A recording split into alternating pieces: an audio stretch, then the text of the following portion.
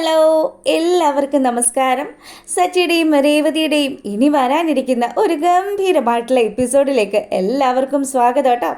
അങ്ങനെ നമ്മുടെ ചന്ദ്രമതിയാണെങ്കിൽ ഓരോ കാര്യങ്ങളൊക്കെ ഇരുന്ന് ആലോചിക്കുകയാണ്. ഈ വർഷയും അതുപോലെ തന്നെ രേവതിയും ഭയങ്കര ചെങ്ങാതിമാരാണല്ലോ. വർഷ നമ്മുടെ രേവതിയെ സപ്പോർട്ട് ചെയ്ത് സംസാരിക്കുന്നതൊന്നും ചന്ദ്രയ്ക്ക് തീരെ അങ്ങ് ദഹിക്കുന്നുമില്ല. ഇവരെ തങ്ങളിലൊന്ന് തെറ്റിക്കണമല്ലോ. ശ്രുതിയാണെങ്കിൽ കോടീശ്വരൻ്റെ വീട്ടിലെ മോളാണ്. അതുപോലെ തന്നെ വർഷയുടെ അച്ഛനും പൂത്ത കാശുണ്ട്. എങ്ങനെയൊക്കെ വന്നാലും ഈ രേവതി മാത്രമാണ് ഒരു വകയ്ക്കും കൊള്ളില്ലാണ്ട് ഇങ്ങനെ ഈ വീട്ടിൽ താമസിച്ചു പോകുന്നത്. അവളെ അടിച്ച് പുറത്താക്കണം. അതിന് വേണ്ടിയിട്ട് വർഷയെയും ഇവളെയും തമ്മിൽ തെറ്റിക്കാനുള്ള ചില പരിപാടികൾ നമ്മുടെ ചന്ദ്രമതി അവിടെ ഇരുന്നങ്ങ് പ്ലാൻ ഇടുകയാണ്. അപ്പം വർഷയ്ക്കാണെങ്കിൽ മോളെ വർഷേ, ദേ നിനക്ക് കുടിക്കാൻ ജ്യൂസ് വേണമെന്ന് ചോദിച്ചിട്ട് ചന്ദ്ര നമ്മുടെ വർഷയുടെ റൂമിലേക്ക് ചെല്ലുകയാണ്. അപ്പം വർഷ പറഞ്ഞു, ആൻറ്റി എന്ത് ജ്യൂസാണ് ഇപ്പോൾ ഇവിടെ ഉള്ളത്? മോൾക്ക് ആപ്പിൾ ജ്യൂസ് ഉണ്ടാക്കിക്കൊണ്ട് വരട്ടെ എന്ന് ചോദിച്ചു. ആ ഓക്കെ ആൻറ്റി, കൊണ്ടുവന്നോ. പക്ഷേ ഉണ്ടല്ലോ, ഷുഗറിന് പകരം കുറച്ച് തേൻ ഒഴിച്ചാൽ മതിയെന്ന് പറഞ്ഞു.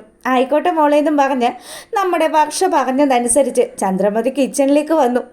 നമ്മുടെ രേവതി ആണെങ്കിൽ അടുക്കളയിൽ പാത്രമൊക്കെ കഴുകി ഒരുപാട് പണിയൊക്കെ ചെയ്തിങ്ങനെ നിൽക്കുമ്പോഴത്തേക്കിനും അതെ ഒരു ജ്യൂസ് വേണം. ആർക്കാ അമ്മയ്ക്കാണോ ജ്യൂസ് വേണ്ടതെന്ന് രേവതി ചോദിക്കുമ്പം എനിക്കല്ല ജ്യൂസ്, വർഷയ്ക്ക് കുടിക്കാനാണ്. എളുപ്പം ഉണ്ടാക്കണം ആപ്പിൾ ജ്യൂസ്. ദേ മധുരം ചേർക്കണ്ട, പകരം തേൻ ഒഴിച്ചാൽ മതിയെന്നൊക്കെ പറഞ്ഞ് ഈ നിർദ്ദേശങ്ങളൊക്കെ കൊടുത്തിട്ട് ചന്ദ്രമതി അവിടെ ഉമ്മറത്ത് പോയി അങ്ങനെ ഇരിക്കുകയാണ്.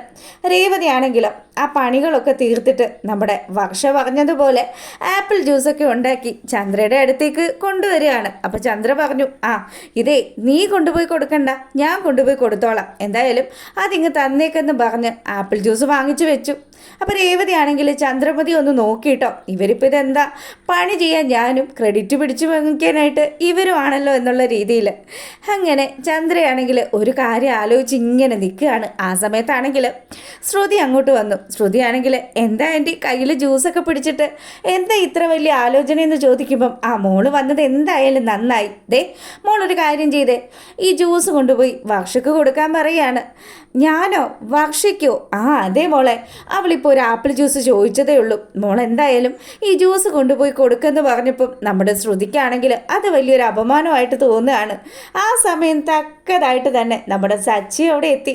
സച്ചിയാണെങ്കിലോ ശ്രുതി ജ്യൂസും പിടിച്ച് വർഷയ്ക്ക് കൊടുക്കാൻ കൊണ്ടുപോകുന്ന ആ ഒരു കാഴ്ച കാണുമ്പോൾ കണ്ടില്ലേ, 50 പവൻ കൊണ്ടുവന്നതിൻ്റെ ആ ഒരു വിലയെ. ദേ രേവതി, നീ കണ്ടോ? ശ്രുതി ഇത്രയും കാലവും അമ്മയുടെ നെറുകൻ തലയിൽ ഇരുന്നേച്ചതാണ്. അമ്മ വർഷയെ കണ്ടതും ആ 50 പവനുമായിട്ട് വർഷ വന്നതും അവളുടെ അടുത്തേക്ക് ചാഞ്ഞു. നീ ഒരു കാര്യം ചെയ്, എങ്ങനെയെങ്കിലും ഒരു 19 പവൻ അമ്മയ്ക്ക് ഉണ്ടാക്കി കൊടുക്ക്. അങ്ങനെയാണെങ്കിൽ നിനക്കും ഇതുപോലെ സ്പെഷ്യൽ ജ്യൂസുകളൊക്കെ കിട്ടുമെന്ന് പറഞ്ഞ് ചന്ദ്രമതിയെ ഇങ്ങനെ ആക്കി സംസാരിക്കുകയാണ്. ചന്ദ്രയാണെങ്കിലോ ഒന്ന് പോടാ എന്നുള്ള രീതിയിൽ സച്ചിയെ നോക്കി ഒന്നിങ്ങനെ മുഖം കറുപ്പിച്ചു. അതിനുശേഷമാണെങ്കിൽ നമ്മുടെ ശ്രുതിത ആ ജ്യൂസും വാങ്ങിച്ചുകൊണ്ട് ഇഷ്ടമൊന്നുമില്ല എന്നാൽ കൂടിയും നമ്മുടെ വർഷയുടെ റൂമിലേക്ക് ചെല്ലുമ്പോൾ വർഷയാണെങ്കിലോ നഖമൊക്കെ അപ്പടി വലുതായല്ലോ, ഇനിയിപ്പോൾ എന്താ ചെയ്യുക?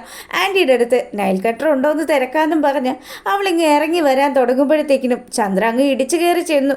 അല്ല ആൻറ്റി, എനിക്ക് നഖം വെട്ടണമായിരുന്നു, നൈൽ കട്ടർ ഉണ്ടോയെന്ന് ചോദിക്കുമ്പം ആ നൈൽ കട്ടർ ഇവിടെ ഉണ്ടല്ലോ. അല്ല മോൾ ആദ്യം ഈ ജ്യൂസ് അങ്ങ് കുടിച്ചേ, അതിനുശേഷം ബാക്കി കാര്യങ്ങളൊക്കെ ചെയ്താൽ മതി. ദേ ഇവിടെ നിൽക്കുന്ന ശ്രുതി ഈ വക കാര്യങ്ങളിലൊക്കെ ഭയങ്കര എക്സ്പേർട്ടാണ്. അതെന്താ ആ ബ്യൂട്ടി പാർലറിൽ ചെല്ലുമ്പം കയ്യിലും കാലിലും ഒക്കെ ചെയ്യുന്നത്? ആൻറ്റി പെഡിക്യൂറും മാനിക്യൂറും ആണോ ആൻറ്റി ഉദ്ദേശിച്ചത്? അത് തന്നെ. ദേ ആ സാധനമൊക്കെ എൻ്റെ വർഷമോൾക്കൊന്ന് ചെയ്ത് കൊടുക്കുമെന്ന് പറഞ്ഞു. എന്തിനാ ഇവിടെ സ്വന്തമായിട്ടൊരു ബ്യൂട്ടീഷ്യൻ ഉള്ളപ്പം മറ്റു സ്ഥലങ്ങളിലൊക്കെ പോയിട്ട് ഇങ്ങനെയൊക്കെ ചെയ്യിക്കുന്നത്? അപ്പോൾ ഇതൊക്കെ കേൾക്കുമ്പോൾ നമ്മുടെ ശ്രുതിക്കാണെങ്കിൽ ചന്ദ്രമതിയെ കലക്കി കുടിക്കാനുള്ള അരിശം വന്നു. ശരിക്കും പറഞ്ഞാൽ തന്നെ അടിമപ്പണി ചെയ്യിപ്പിക്കുവാണല്ലോ എന്ന് പോലും നമ്മുടെ ശ്രുതിക്ക് തോന്നുകയാണ്.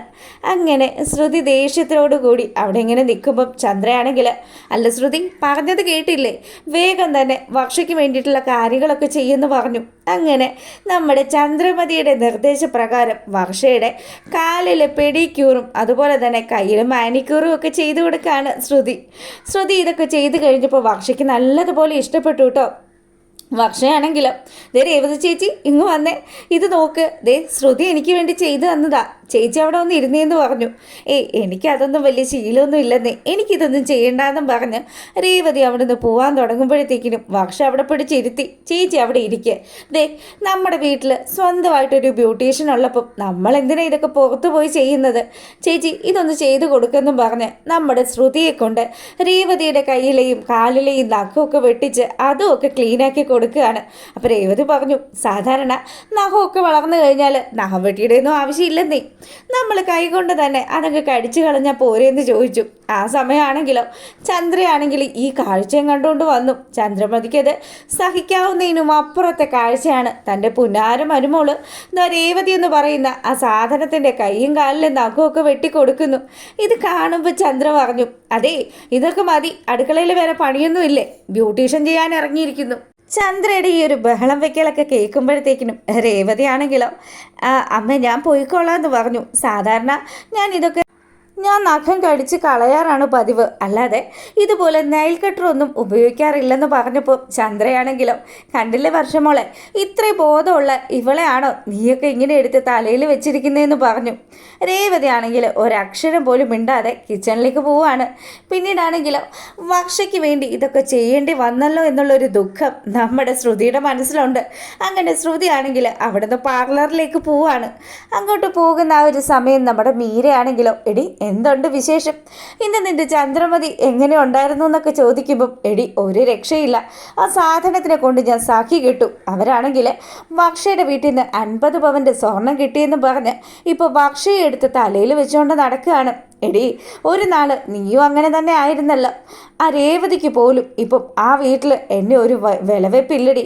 ഞാൻ നീ എന്ത് ചെയ്യും, എങ്ങനെയാണ് പഴയ എൻ്റെ ആ ഒരു പ്രൗഢിയൊക്കെ തിരിച്ചു പിടിക്കുക എന്ന് ചോദിക്കുമ്പം നീ ഒരു കാര്യം ചെയ്യും, ഒരു 10-50 പവൻ നീയും ഇതുപോലെ ഉണ്ടാക്കി കൊണ്ടുപോയി ചന്ദ്രമതി അമ്മയ്ക്ക് കാണിക്ക വെക്കാൻ പറഞ്ഞു.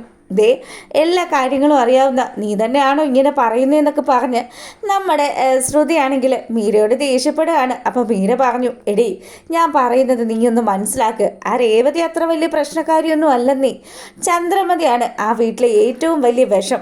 എന്തായാലും അവർ നീ കയ്യിലെടുത്ത് വെച്ചിരിക്കുകയാണല്ലോ, പിന്നെ അവർ കാശ് കണ്ടു കഴിഞ്ഞാൽ അവരുടെ സ്വഭാവം മാറി മറിയും. ആ കാര്യങ്ങൾ കൂടി നീ മനസ്സിലൊന്ന് വെച്ചേക്കുന്നത് നല്ലതായിരിക്കും എന്നൊക്കെ പറഞ്ഞു.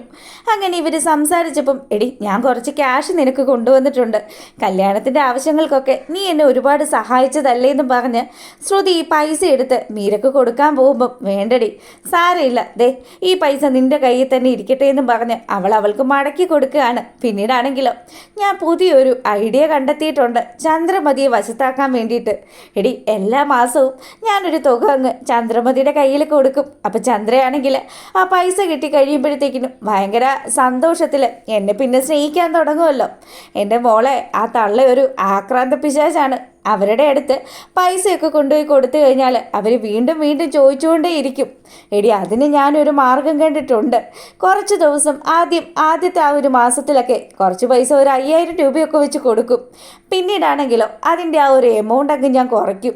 അങ്ങനെ ചന്ദ്രമതി അവസാനം എൻ്റെ പാട്ടിലാകുന്ന രീതിയിൽ കാര്യങ്ങൾ ഞാൻ കൊണ്ടെത്തിക്കുമെന്നൊക്കെ ശ്രുതി ഇങ്ങനെ പറയുമ്പോൾ അവരുടെ അടുത്ത് നിൻ്റെ ഈ ബുദ്ധിയൊക്കെ നടന്നത് തന്നെയെന്ന് പറഞ്ഞു. അങ്ങനെ ശ്രുതി വീട്ടിലെത്തുമ്പോഴാണെങ്കിലോ ചന്ദ്രയോട് പറഞ്ഞു, ആൻറ്റി ഇങ്ങ് വന്നേ. എന്താ മോളെ നീ എന്താ നേരത്തെ വന്നതെന്ന് ചോദിക്കുമ്പം ആൻറ്റി ദേ ഞാനൊരു സൂത്രം കൊണ്ടുവന്നിട്ടുണ്ടെന്നും പറഞ്ഞ് ഒരു കവറിനകത്ത് കുറച്ച് പൈസ ഇട്ടിട്ട് ചന്ദ്രയുടെ കയ്യിലേക്ക് കൊടുക്കുകയാണ്. അപ്പോൾ ചന്ദ്രമതി പറഞ്ഞു, അല്ല ഇതെന്താ മോളെ പൈസയൊക്കെ ഇപ്പോൾ എനിക്ക് എന്തിനാന്ന് ചോദിച്ചു. അതെ ആൻറ്റി എനിക്ക് വേണ്ടി ഒരുപാട് കാര്യങ്ങൾ ചെയ്തു തന്നു. ഈ വിവാഹം നടന്നത് തന്നെ ആൻറ്റിയുടെ ആ ഒരു സ്നേഹം ഒന്നുകൊണ്ട് മാത്രമാണല്ലോ. അതുകൊണ്ട് ആൻറ്റിക്ക് വേണ്ടിയിട്ട് ദേ ഇതുപോലെ ഇടയ്ക്കിടയ്ക്ക് ഞാൻ എന്തെങ്കിലുമൊക്കെ ഒരു സഹായം ചെയ്തു തരും. അത് ആൻറ്റി ഒരിക്കലും വേണ്ടാന്ന് പറയരുത്, എനിക്ക് സങ്കടമാകുമെന്നൊക്കെ പറഞ്ഞു.